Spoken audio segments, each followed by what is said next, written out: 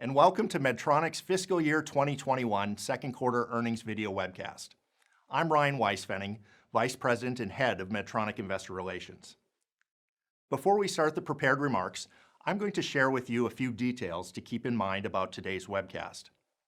Joining me are Jeff Martha, Medtronic Chief Executive Officer, and Karen Parkhill, Medtronic Chief Financial Officer.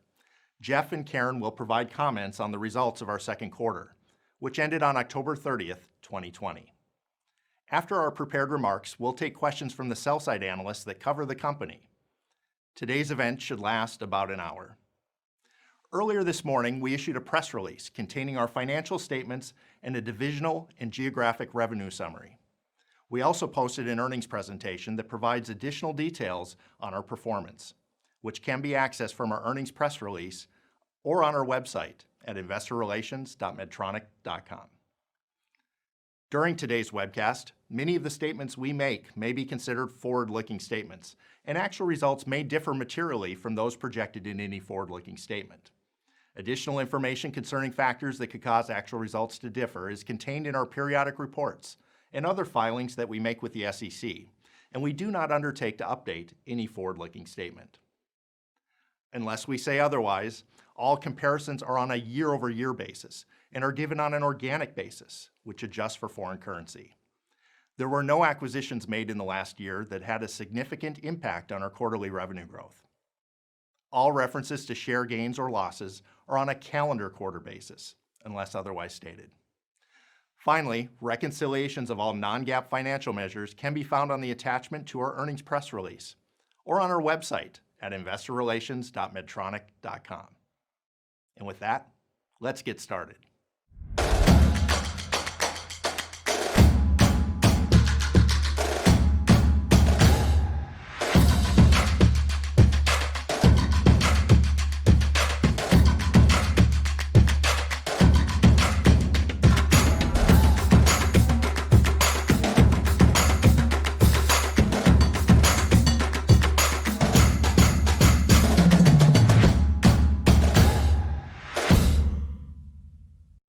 Hello everyone, and thank you for joining us today. Our Q2 results were significantly stronger than Q1 and came in well ahead of our expectations. Our recovery from the depths of the pandemic has been faster than expected, and we're now approaching year-over-year growth.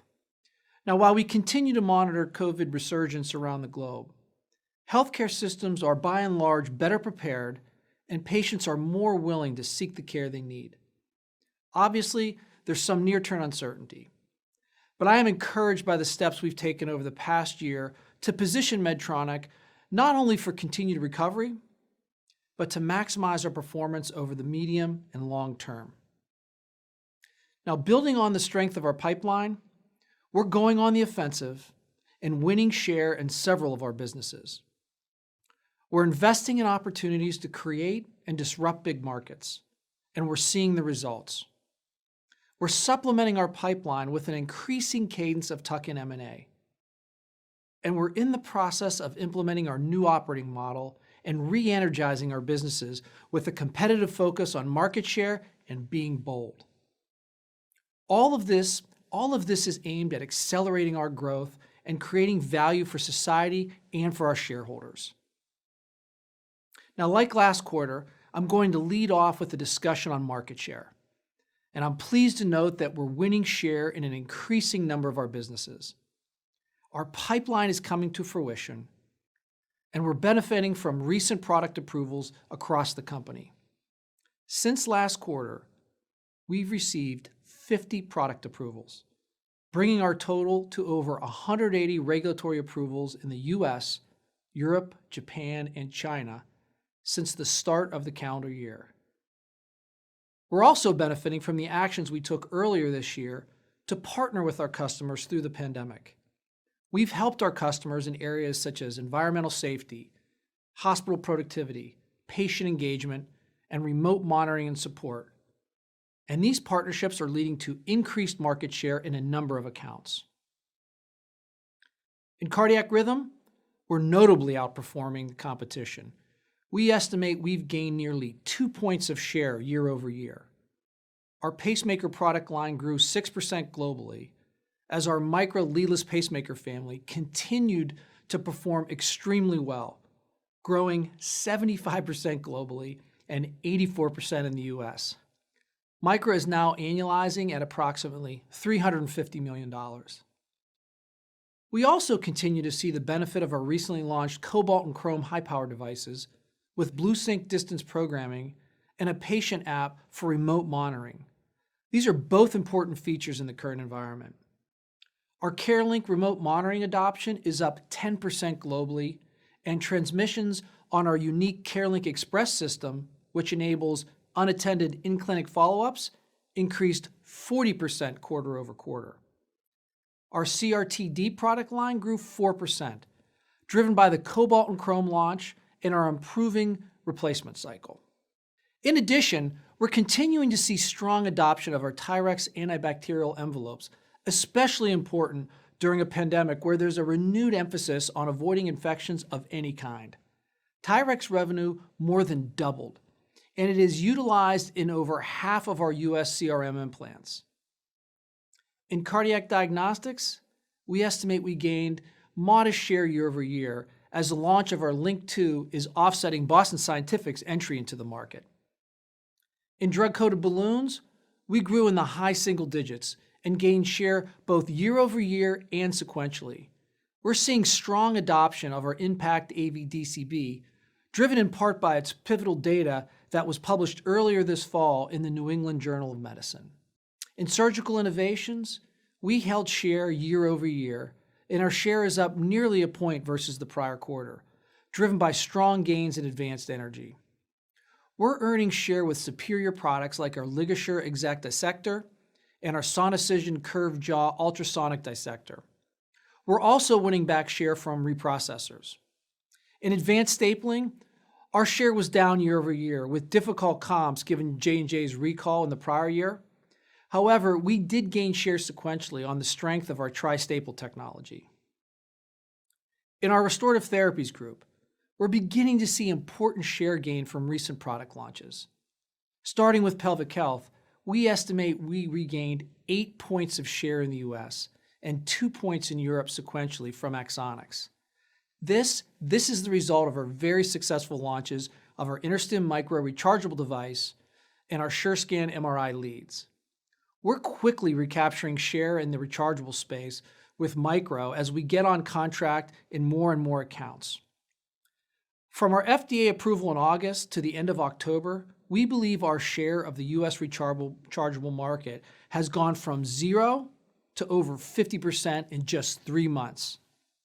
And we continue to see high trialing rates at 125% of pre-COVID levels, driven in part by our basic evaluation lead, which is a strong leading indicator of future growth.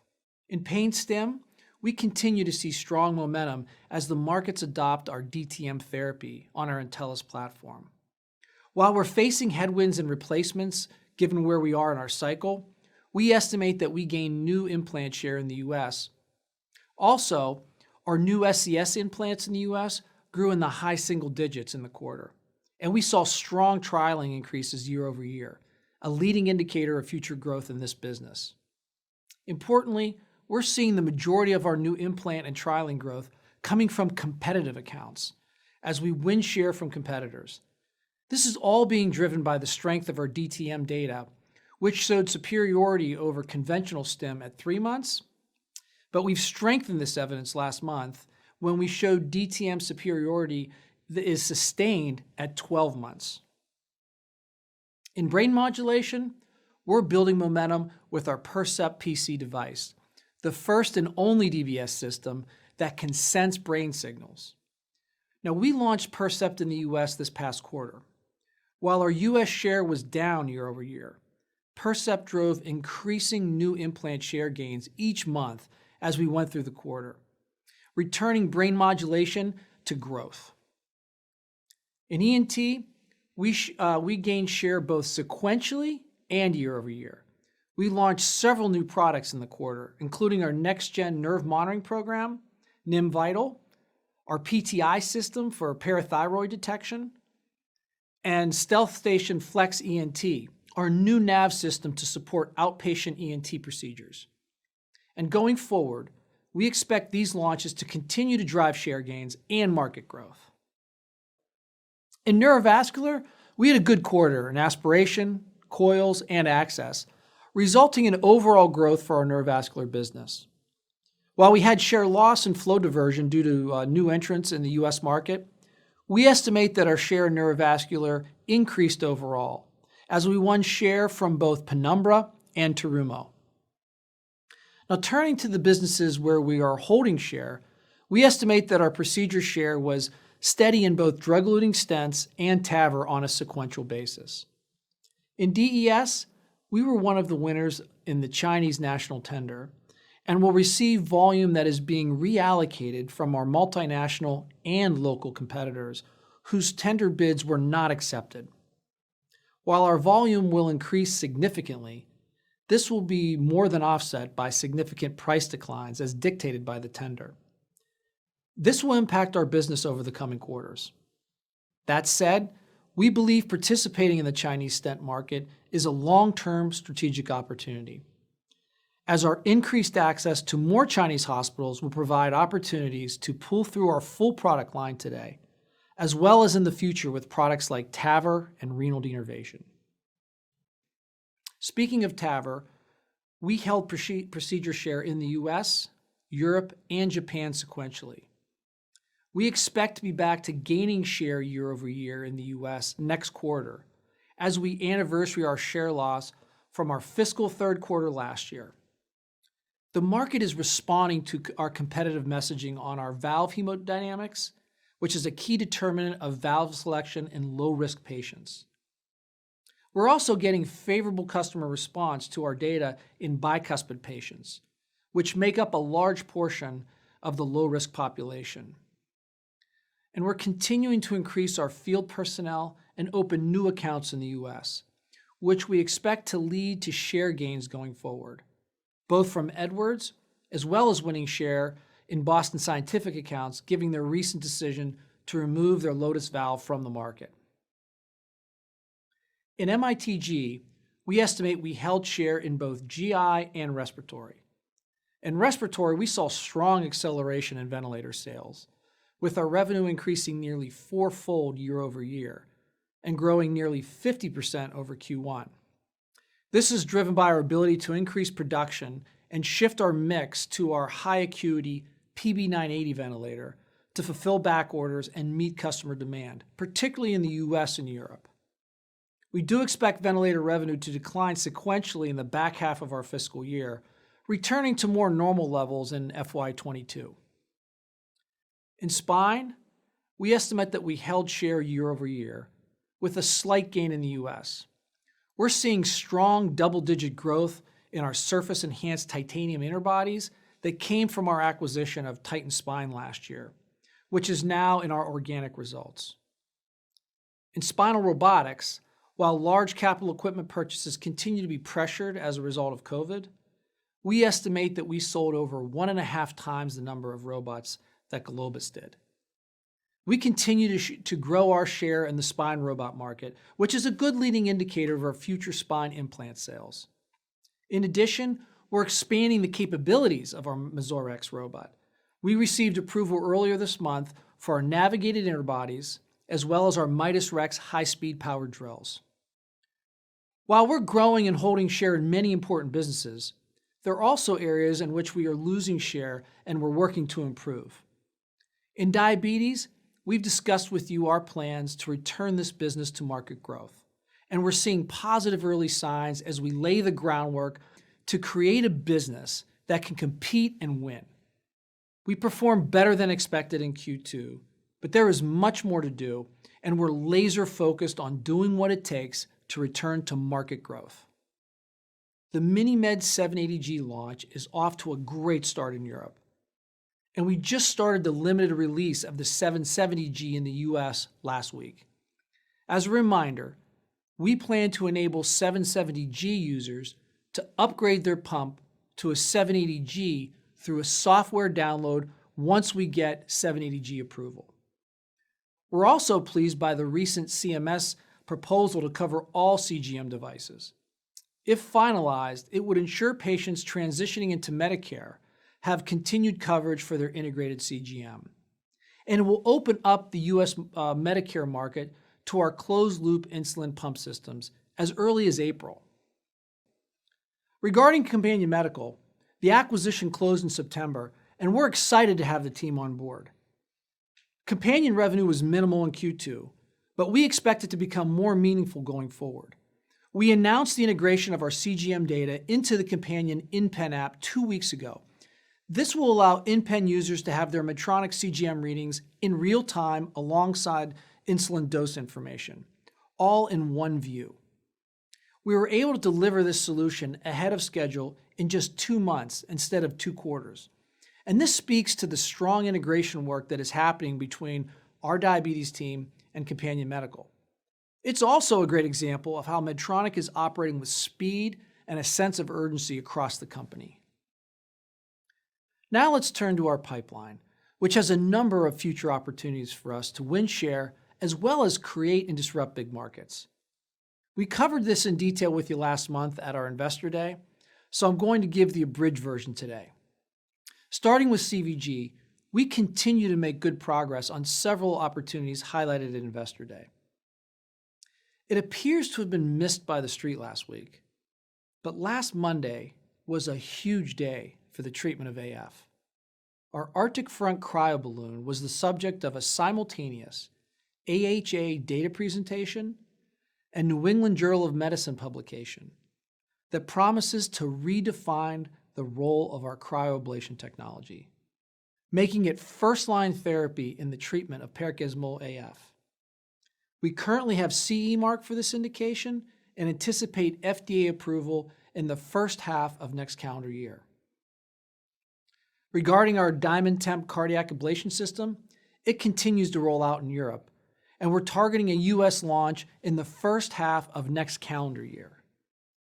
Also in CVG, we're enrolling pivotal trials for our extravascular ICD, our Intrepid transcatheter mitral valve, our Pulse Select pulse field ablation system, and our Simplicity spiral renal denervation system. Now, Ardian represents one of our biggest opportunities to become an important therapy to treat the millions of patients around the world who struggle with hypertension. We're aiming to complete the OnMed trial and present the data next calendar year. In MITG, we're excited about bringing our soft tissue robotics system to the market. We continue to expect to file for CE mark and US IDE approval in the first calendar quarter of 2021. Although these filings are likely to occur later in the calendar quarter, as COVID is slowing some of our on-site activities. In RTG, we're making large investments in new products for neurovascular and ENT, and in enhancements to our Mazor X spinal robotic system. We're also focused on expanding indications in spinal cord stimulation and bringing to market our steerable lead and closed-loop system in DBS. In diabetes, we continue to work with the FDA on the most efficient filing strategy for the 780G. While on the sensor front, we submitted our Zeus sensor to the FDA in October. And we've completed our Synergy pivotal trial and will file it when we complete the manufacturing module. We continue to get great feedback on Synergy, which is disposable, it's much easier to use, and half the size of our current sensor. These are just a few of the many innovative products in our pipeline. We expect them to be the foundation for material future revenue growth, and we're excited to keep you updated on our progress. I'll now have Karen take you through a discussion of our second quarter financials and our outlook. And then I'm going to come back with some concluding remarks before we go to Q&A. Karen, over to you. Thank you, Jeff. Our second quarter organic revenue of $7.6 billion declined 1.5%, and adjusted EPS of $1.02 declined 22% from last year. However, compared to the prior quarter, our revenue increased 18%, and adjusted EPS grew by 65% as our end markets continued to recover. In fact, we continued to see sequential revenue improvement each month.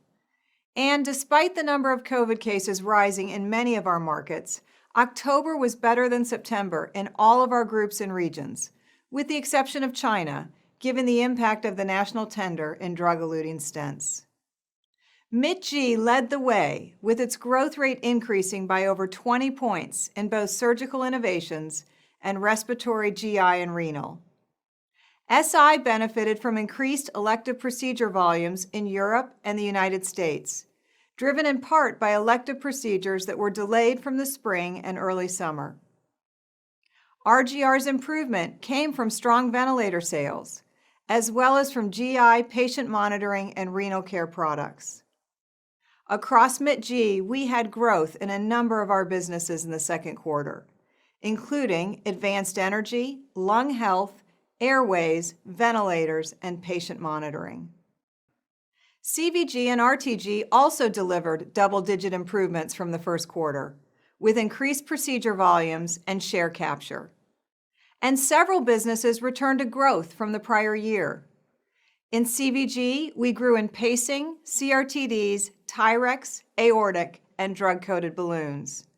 And in RTG, we grew in DBS, neurovascular, pelvic health, and China orthopedics. On the P&L, while we continue to see the expected deleveraging year over year, the recovery in our business is evident in the sequential improvement in our adjusted margins. Over 300 basis points in our gross margin and nearly 600 basis points in our operating margin. Our better-than-expected revenue flowed through to the bottom line, resulting in EPS well ahead of expectations. Turning to our balance sheet, our financial position remains strong. In the quarter, we completed another euro debt offering, $6.25 billion, and used the proceeds to reduce our US dollar debt and pre-fund our March euro debt maturities, driving roughly $80 million of additional annualized savings. This was our third euro transaction in the past year and a half. Combined, we have issued over $18 billion, and our portfolio now sits with a weighted average maturity of over 12 years and a weighted average coupon of less than 2%, among the lowest of the large cap issuers and the lowest among our competitors in medtech. As I shared with you at our Investor Day last month, we remain focused on investing, both organically and inorganically, through tuck-in acquisitions and minority investments to drive our long-term growth strategies. Last month, we announced the acquisition of AI Biomed to expand our ENT portfolio. In addition, we closed our acquisition of Avenue Medical in peripheral vascular earlier this month, and we announced the completion of our Medicrea acquisition in spine last week. We expect both our organic and inorganic investments to fuel a longer-term revenue growth acceleration, ultimately creating strong returns for our shareholders, supplemented by our strong and growing dividend. We are an S&P dividend aristocrat, having increased our dividend for 43 years, and our current yield of 2.1% places us in the upper quintile of S&P 500 healthcare companies. Now turning to our outlook. Particularly with the rising cases of COVID around the world, the impact to our business remains difficult to predict. So we will continue to not provide our typical guidance. That said, I do want to give you a sense of the recovery ahead. While it is still early in our third quarter, we've seen our average weekly sales track ahead of the same weeks in the second quarter. So while there are pockets of more restrictions and delayed procedures around the globe, the impact to us has thus far been limited. As we've said before, hospitals are better equipped now to handle COVID patients and remain open to serve non-COVID patients. And over time and with education, patient fear is not as heightened as it was last spring and early summer. While there is still uncertainty ahead, if the recovery trend continues as it has to date, our third quarter revenue could be flat to slightly up year over year on an organic basis. And we would continue to expect to return to normal organic revenue growth on a 2-year stacked basis by our fiscal fourth quarter. By group next quarter, Mid-G growth could be in the low single digits, a little lower than the second quarter, given the benefit we had from strong ventilator sales. RTG and diabetes should deliver improvements from the second quarter, with a decline in the low single digits. And CVG should be roughly flat as we continue to recover and take share. On the P&L, while we are continuing to invest in our product pipeline and launches during the pandemic, we still expect sequential operating leverage as we recover. For both our gross and operating margins, we would expect a couple points of improvement in the third quarter versus the second. And we continue to expect to return to more normal operating margins in the fourth quarter. Regarding currency, assuming rates hold constant, the tailwind on revenue in the third quarter should be similar to the second, and the full-year benefit could be roughly $150 million. On the bottom line, we'd expect a 4-cent headwind per quarter for the remainder of the year. As I wrap up, while the pandemic could impact our outlook, our ability to continue to invest in our pipeline, develop our markets, and execute on product launches will allow us to outpace our markets. I'm proud of the hard work from our employees this year, and I'm excited about the impact we are having on millions of patients' lives around the world. With our competitive spirit and focus on being bold, we will be at the forefront of the recovery. Back to you, Jeff. Okay, thank you, Karen. Now to wrap up, I hope you're seeing the strong execution that our organization is delivering. I want to take a moment to thank our employees across the globe for the great performance they have collectively produced this quarter. To sum up the second quarter, we're improving our growth, advancing our pipeline, and winning share. And we're doing all of this while operating in the midst of a global pandemic and while we make bold and comprehensive changes to our operating model. And one last note regarding our operating model. We're making solid progress on decentralizing and delayering our businesses. We're empowering our 20 operating units, gaining greater visibility into our end markets, upping our competitive game, and holding our business leaders more accountable.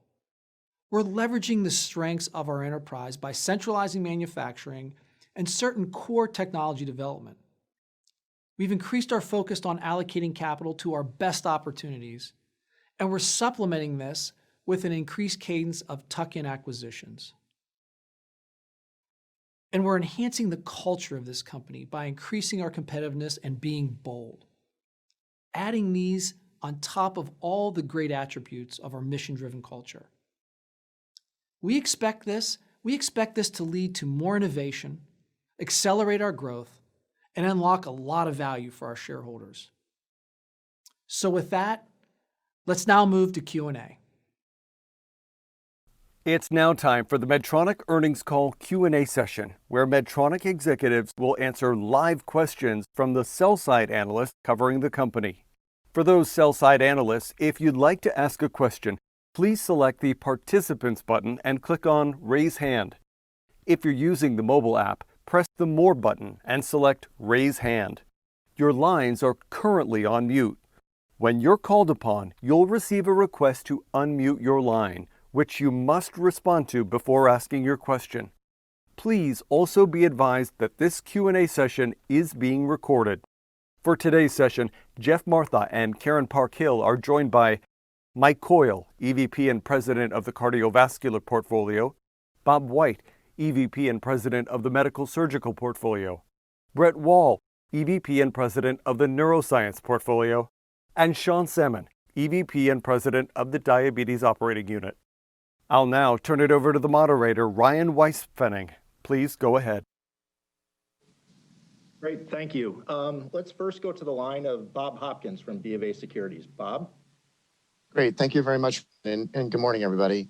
So the first question I'd love you guys to comment is some of the geographic results you showed in the quarter, because I found the breakdown really interesting.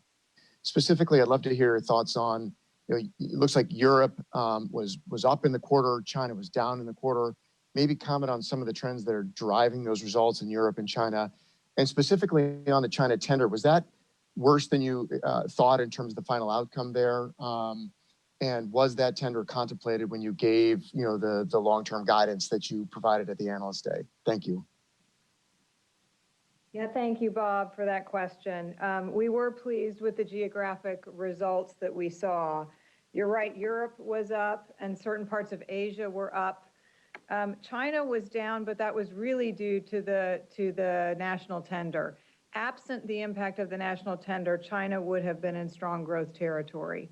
And on the tender, it was really close to what we expected. It was hard to predict, but we were pleased to be one of the 5 finalists in the tender.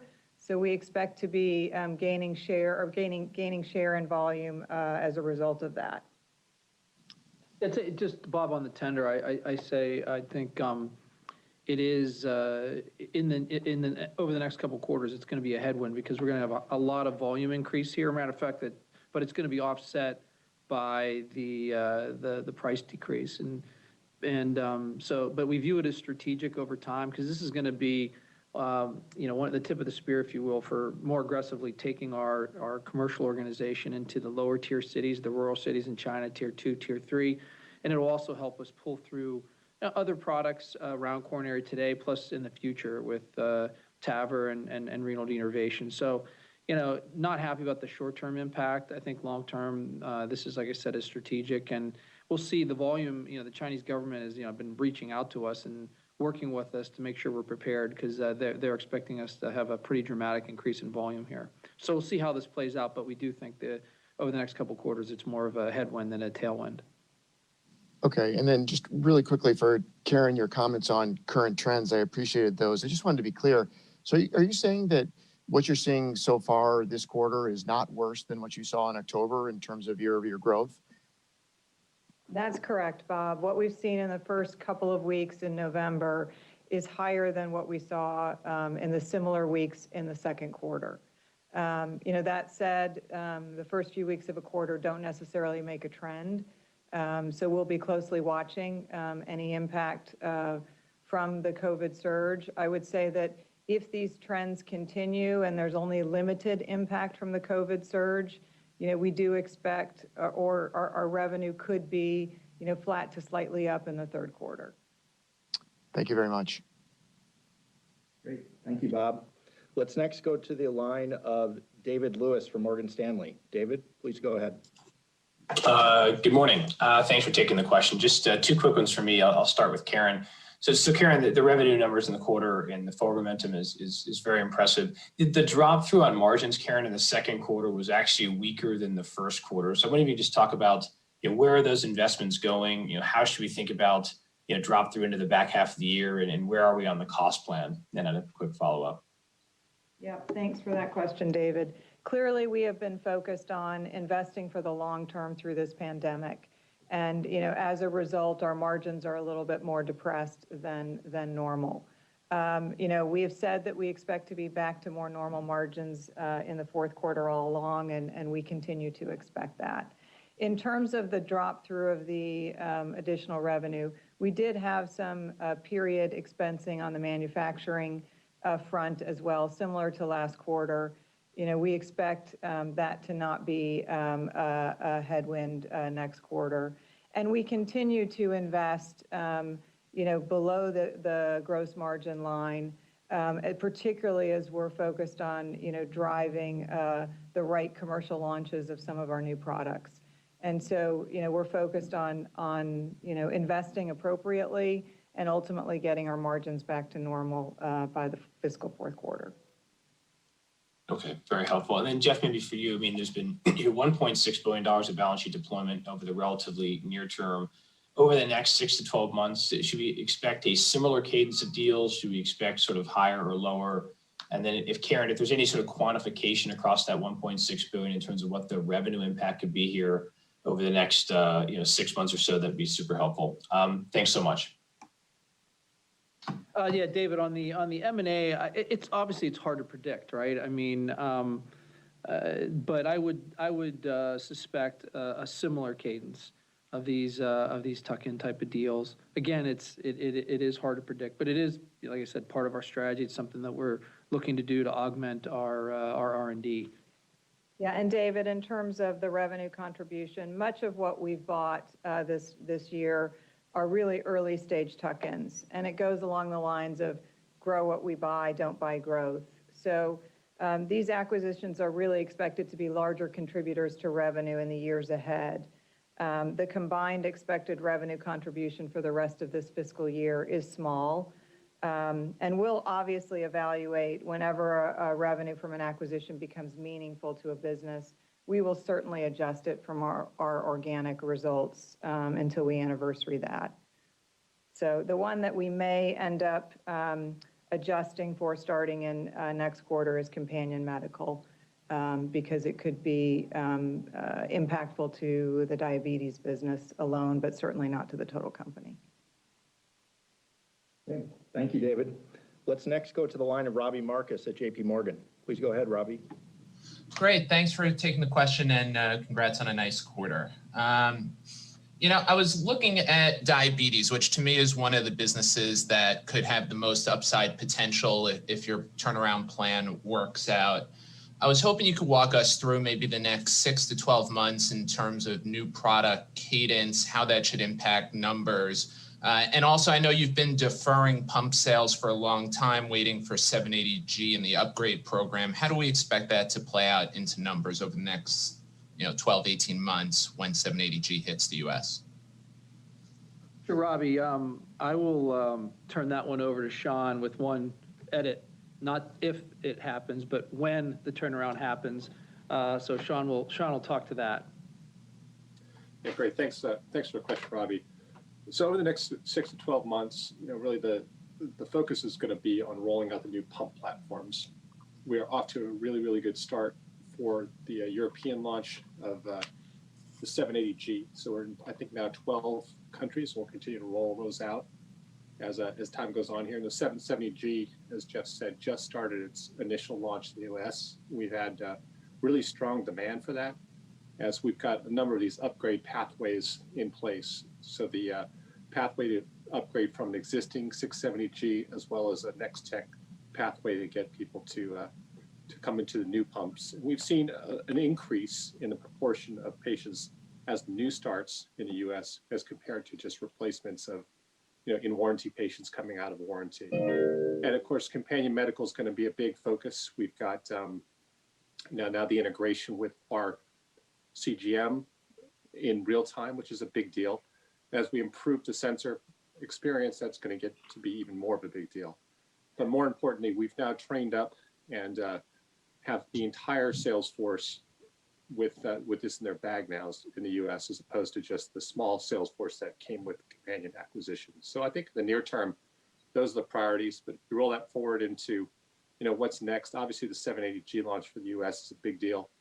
The Zeus sensor globally would be a really important driver for us. And then a smaller product, but an important one. We just started a limited launch in Finland. It's for a 7-day infusion set. So this allows you to wear this infusion set for almost twice as long as what is normally required. And that product will bring to the US. We just locked the database on that. So we should expect that to be part of the mix going forward. Of course, all of this flows. So you have the hardware out there. It's upgradable by software to 7080 and beyond. You've got the compatibility designed in for the sensor pipeline, as well as extended wear infusion sets. So I think we're setting up for really a nice cadence of products, and that'll drive us into growth. And maybe just a quick follow-up. Karen, there's a lot of nuance as we look out to fiscal 22, which is where I think a lot of the street is focused in terms of valuation. So anything you could sit here today, I know it's impossible to call the recovery trend when vaccines hit, but anything that you see in models that stand out that you want to point people to as they think about modeling into fiscal 22, whether it's on the top line or the expense cadence? Thanks. Yeah, thanks for that question, Robbie. It's early. Obviously, we're still 5 months away from starting our fiscal 22, and we're really working on our plans right now. Plus, the pandemic makes it a little more difficult to forecast. So I would say we'll wait to give more color or guidance on FY22, likely as we normally do on our fourth quarter earnings call. But clearly, you can expect that our growth should be higher than normal next fiscal year off of the depressed base and because we continue to launch, our pipeline of products. Okay, thank you, Robbie. Let's next go to the line of Vijay Kumar from Evercore ISI. Vijay, please go ahead.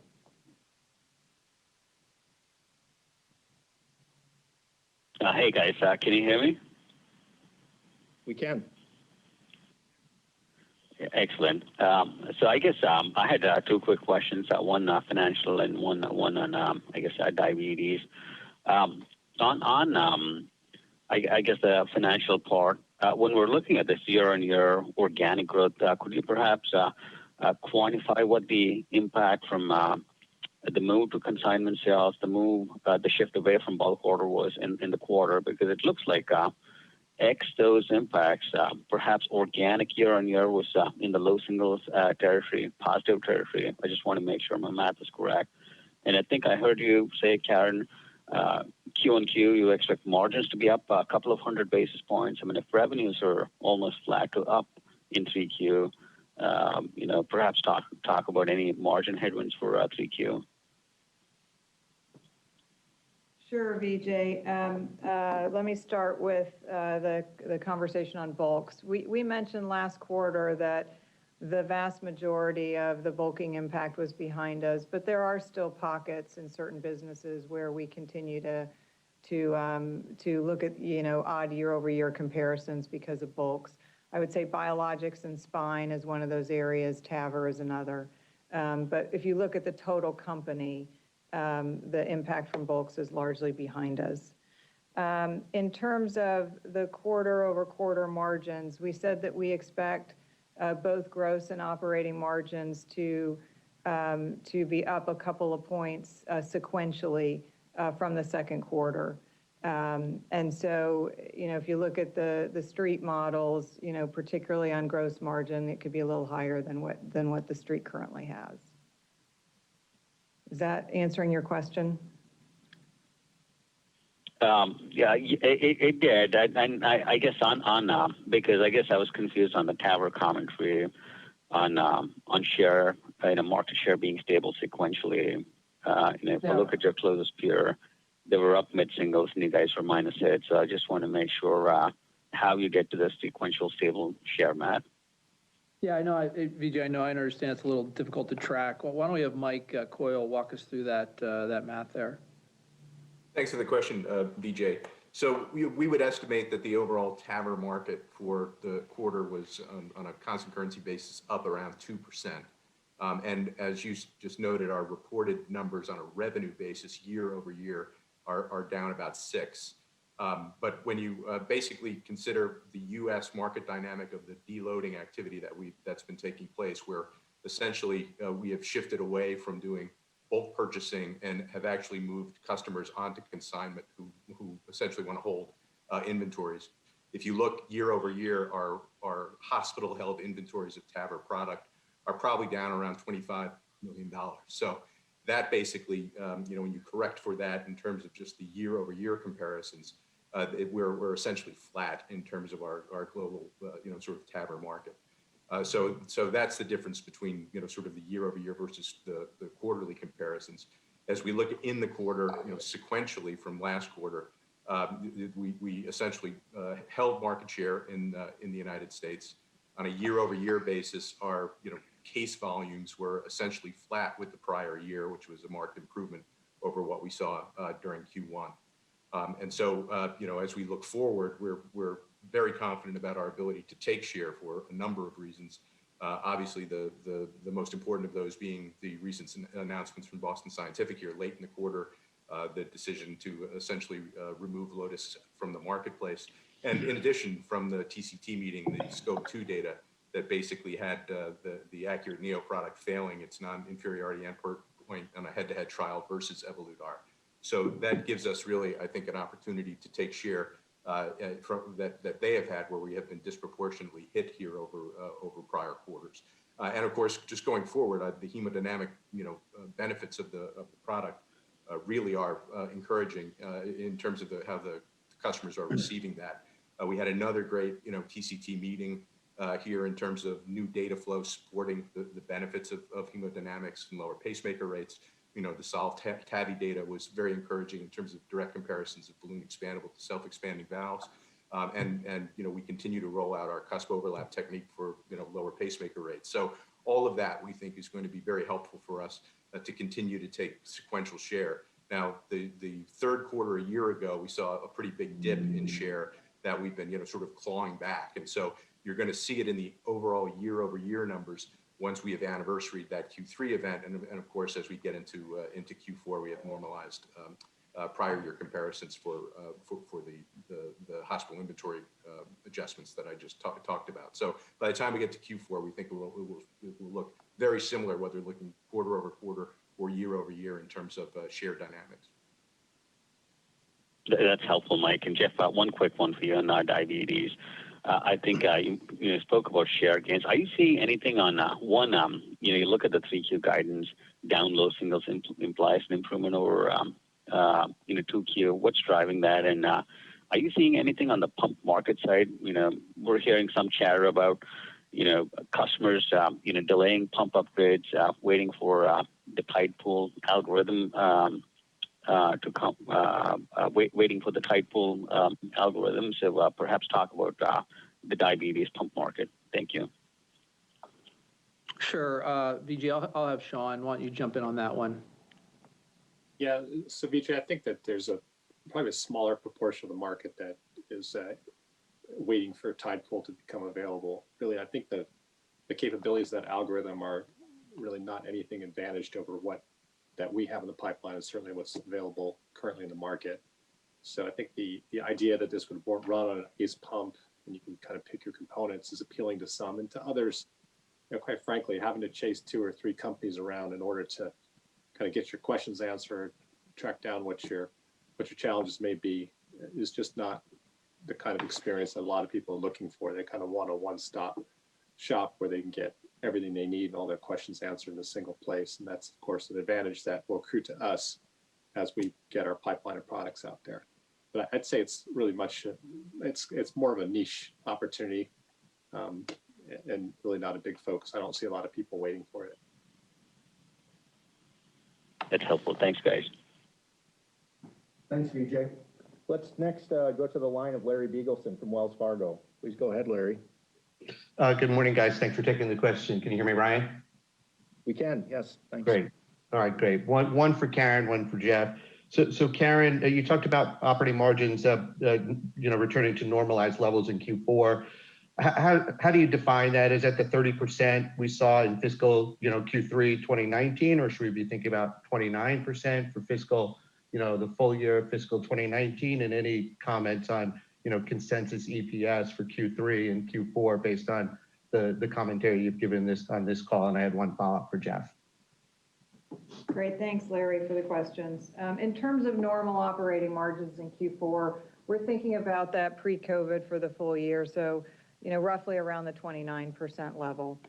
And then in terms of consensus, we clearly talked about revenue in the third quarter, if trends continue and there's limited impact to COVID, being around the flat to slightly up, which is higher than where consensus currently is. And that would flow through down to margins, as we've discussed, approximately 200 bips, sequentially higher from the second quarter. And so flow through to the bottom line.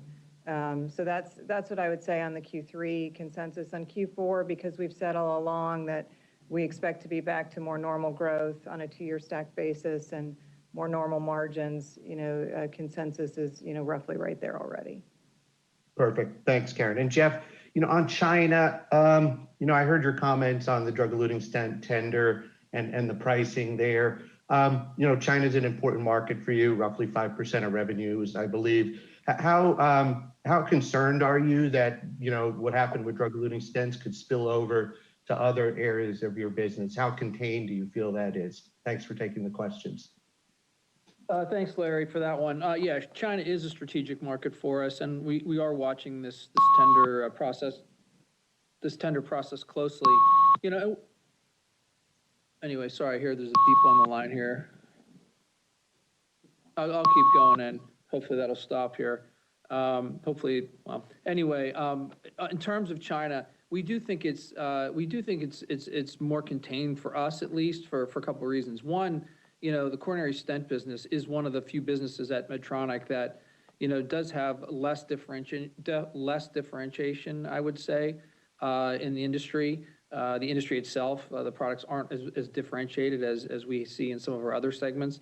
And the other dynamic that was unique here is that 80% of the drug-eluting stent market in China was already local. So they had alternatives there. And those two dynamics, the differentiation, the lower differentiation, and a robust local market, that doesn't exist in most of the segments that we compete in China. So we do think we don't have a lot of exposure to that type of impact from a tender going forward. And matter of fact, this is where our diversification helps us. You know, we've got a lot of growth levers in China, and you know, I do believe it still remains a big growth opportunity despite some of these tender headwinds. Thanks, Jeff. Thank you, Larry. Let's next go to the line of Matt Taylor at UBS. Matt, please go ahead. Thanks, Ryan. Can you hear me okay? We can. Perfect. Okay, so I just wanted to ask a question about the progression of utilization. You know, we've seen some stronger recovery here than a lot of us might have expected with the current conditions. We've had a lot of good news around vaccines lately. And I'm just wondering conceptually, as we go through next year, can you talk about how you expect that to impact recovery? And could we see a bolus or elevated demand after the vaccines take hold? Or do you think that we've kind of lost some of these patients in the shuffle and that you won't see that kind of a resurgence?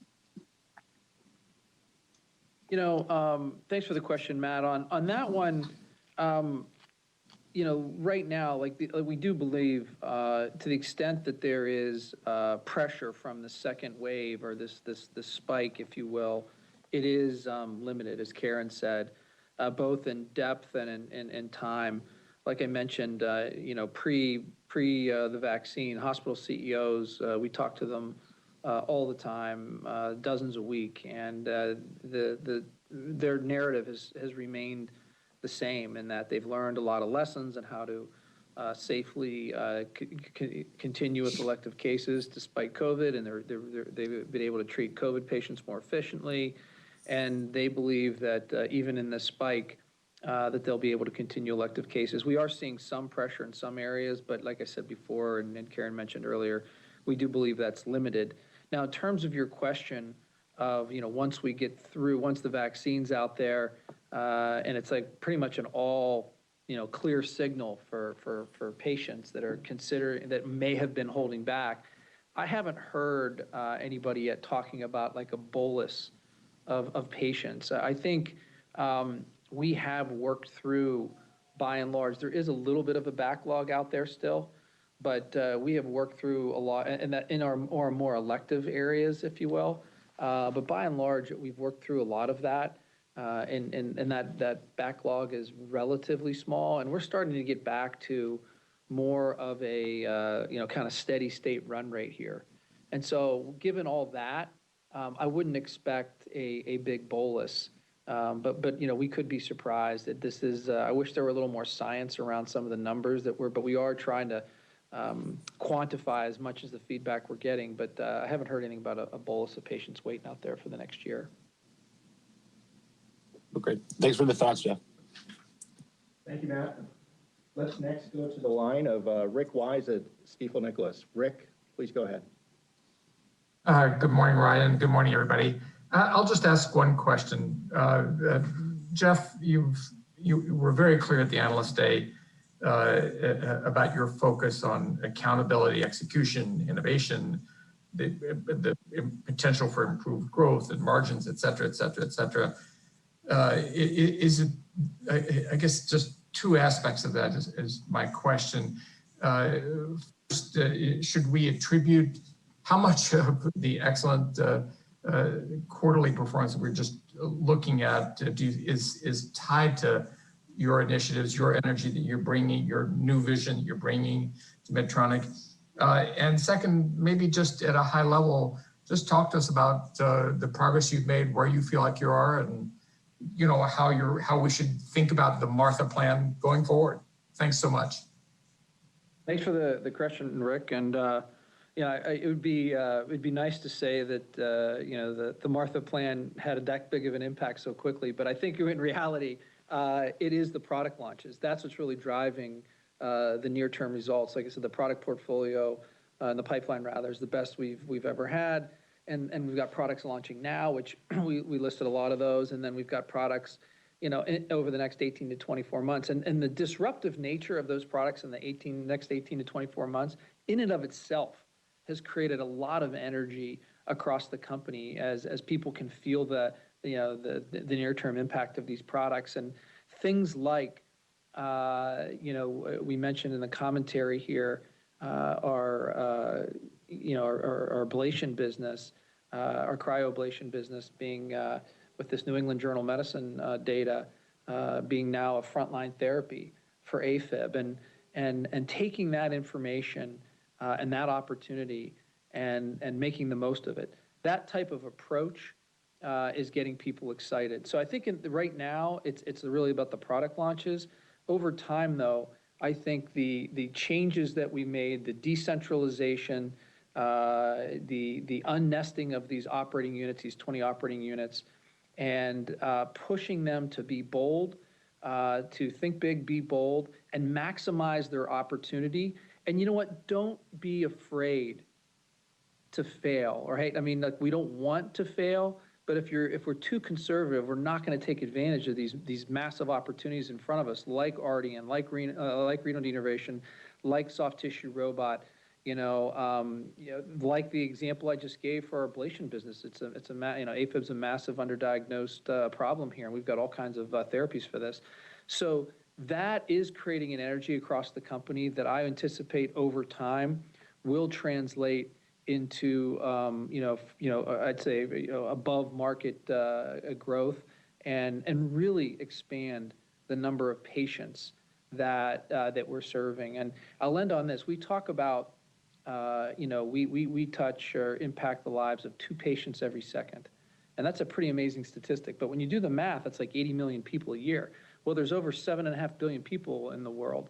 And so I'd like to kind of reframe that question as like, why are we doing so few, given the technology that we have, and really expand that patient base? And that kind of approach is creating a lot of new thinking and energy that I think over time will take hold here, because we've got big plans here. But what you're seeing now is good, but I think we can do better over time.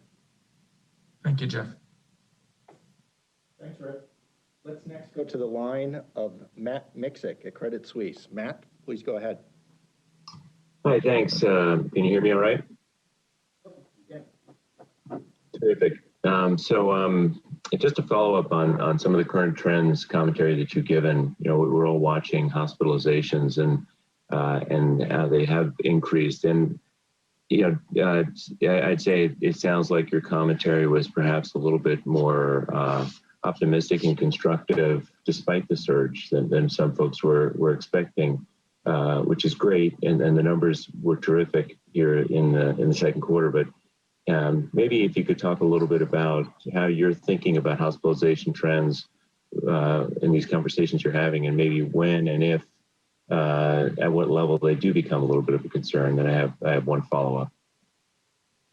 I mean, basically, Matt, what we're hearing is that, 2 things, and most of our feedback, I'd say 75% of it is coming from the U.S. hospitals, and then, the rest from Europe, I'd say. But in the United States in particular, the 2 things that would have to happen, again, given everything we said about the lessons learned and the commitment to hospitals, the commitment to keep elective cases going, the 2 things that could derail them is literally they run out of space. from so many COVID patients, and then it becomes like a real estate issue within the hospital. That would impact obviously elective cases. They would be deprioritized there. And in some cases, we're seeing that we're getting closer to that level of capacity. So that's what we're watching. And the second would be some sort of statewide mandate that could happen. You know, it's in today's political climate, I think it'd be foolish to try to predict anything.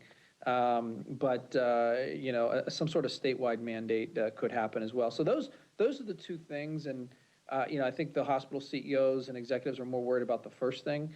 And some of the larger systems have the luxury that are more regional of moving patients around. Both COVID patients and elective patients. You can move elective procedures from one hospital to the next in some of these larger systems.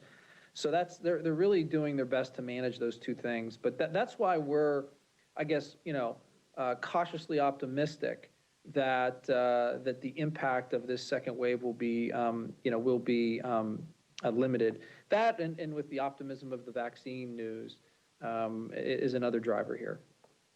That's helpful. Thanks for that. And then just to follow up on your comment on the New England Journal article and the presentation at AHA, the first line therapy for paroxysmal. Can you talk about maybe how you expect that, how investors should expect that to sort of show up in the numbers? Is there a penetration pathway here that we can expect to hear more about over the next year or so? I'll maybe have Mike provide a little more details on that data. Sure, Matt. Currently, because no ablation therapy is approved for first-line therapy, a patient has to fail a series of antiarrhythmic drugs before they become eligible, and we'd estimate that's about a 2-year period of time that physicians will essentially titrate antiarrhythmic medications, and basically the data that was shown in the New England Journal said less than half the patients who actually go down that path will wind up being symptom-free. So essentially, you're taking a large portion, the entire diagnosed portion of patients with symptomatic atrial fibrillation, and you're delaying them 2 years from coming in, and losing a lot of them to follow-up therapy. And of course, 45% of them will just stay on the medications. By basically showing that cryoablation will have 75% of those patients symptom-free in a year, if we can push that into first line, we not only accelerate the curve, but obviously a lot of patients who wound up on anti-arrhythmic will then essentially not require them because they become symptom-free with ablation. So there's obviously a lot of education that has to take place at the referral channel level. We think these data will be very compelling to be able to have that take place. Obviously, we need FDA approval of the labeling indication, which, as Jeff mentioned, we would expect to be in our next fiscal year. But we're very excited about being able to outreach to that referral community with a much better solution for the patients. Thanks so much, yeah, Matt. This is like a trend that we're starting to see where our kind of definition of market development is expanding to not just to the specialist physicians around the world that we're used to dealing with, but to more, the general, the general practitioners, and in this case, even just general cardiologists, and to the patients themselves. And so this is a muscle that this kind of hybrid B2C, B2B, B2C, this kind of go-to-market, this muscle of market development, we need to develop because there's other areas across the company that we're seeing this. Obviously, diabetes is more in this camp. And this is something that Medtronic, even in a lot of med tech historically haven't done, but I do think it's a muscle we need to develop here. That's great. Thanks. Thanks, Matt. Let's next go to the line of Chris Pasquale at Guggenheim. Chris, please go ahead. Thanks. One quick one on diabetes and one on CVG. For diabetes, Sean, could you just clarify the expected timing of the 780G US launch? It sounded like there may still be some uncertainty about how you go about the filing strategy there. Yeah, sure. So the situation we have, I think, as you probably already know, is that the FDA's division that regulates the diabetes sector is also involved in a lot of the COVID diagnostics work. So it's really been a resource drain on their part for medical reviewers in particular. So at their request, we're pulling together a lot of parts to that submission, including the pediatric data and not separating that out from just the adult data. So one submission for all patients, as well as the integration of the Zeus sensor into that package. So that's the summary of the package, how we can consolidate it down to fewer component parts that need to be reviewed, which will add efficiency for them and time to market for us for the entire package. Okay, but in terms of when we should expect to have 780G available for U.S. patients, any sense for when that could be? That's hard to predict the review cycle time, but we're intending to submit that in this quarter. Okay, that's helpful. Thank you. And then just quickly on the Chinese tender, the impact there in the back half of the year, you characterized the $26 million this quarter as a reserve, which to me implies a pulling forward of the headwind, but then you also talked about it continuing to be an issue on a go-forward basis. So how much of the sort of annual impact of that was recognized this quarter versus still to come? Thanks. Yeah, thanks for that question, Chris. The reserve impact from the China tender is really because we've got product in the dealer channel, and we needed to compensate for the price that will be impacted in the dealer channel, as soon as the tender's effective. So that's what's going on there. In terms of go forward, obviously, the price go forward is 95% lower. And so that will, continue to impact us, but it was a bit of a, larger impact now since we had to do the reserve as well as the shorter impact for the quarter. Thanks. Thanks, Chris. Let's take one more question and go to the line of Kayla Crum at Truist. Kayla, please go ahead.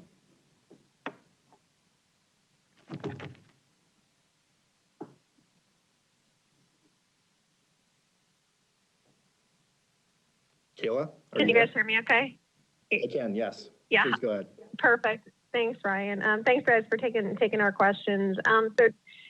You guys had mentioned that you're talking to dozens of hospital CEOs every week. So I'm just curious what you're hearing in terms of their appetite for capital spending and particularly as they're budgeting for calendar 2021. Just any additional color there you can add would be helpful. Thank you. Yeah, so capital, it is obviously the capital budgets in hospitals are pressured, but we're finding two things that are helping us out. One is that our capital tends to be, is tied to, for them, profitable elective procedures like in spine, and so that helps a lot. And the other thing is providing flexible, financing options is a second one.